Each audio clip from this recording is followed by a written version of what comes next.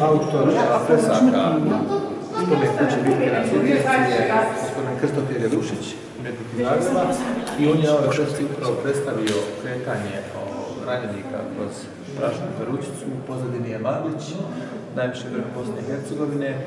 Ovdje predstavlja autora, arhitektu Ranka Radovića, profesora iz Novog Sada, Dušana Plenču i pojedine radnike iz Nacionalnog parka koji su radili u sektoru istorije prirode Nacionalnog parka tadašnje.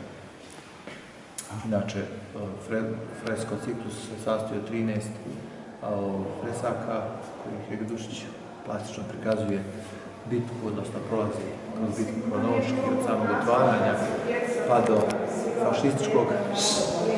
fašističkog marša, koja je ta 13. sintezna. Inače, sam objekat ima određenu simboliku, ima tu orijentaciju sjever-jug, arhitektonski, odnosno koja, možemo reći, možda podsjeća na neku vrste turističkog hodočašća iz tog perioda.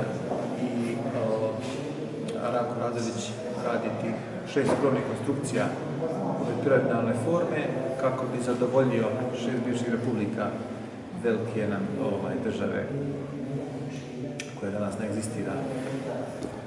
To bi bilo možda ukratko fresko. Da li ima na freskama možda još neka ličnost, kao što ste rekli za arhitekta, prepoznatljiva iz ne znam, iz NLB-a? Ima. I koje je? Častito.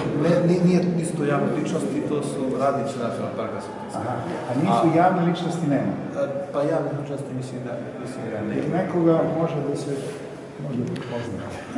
Da, ali jutro sam je bio naš prošli radnik koji je zaradio penziju i on je ovdje baš predstavljen. Čovjek ima sad možda blizu 80 godina. Baš je bio jutros ovdje. Faktično da je on možda jedini od preživjelih tih istog.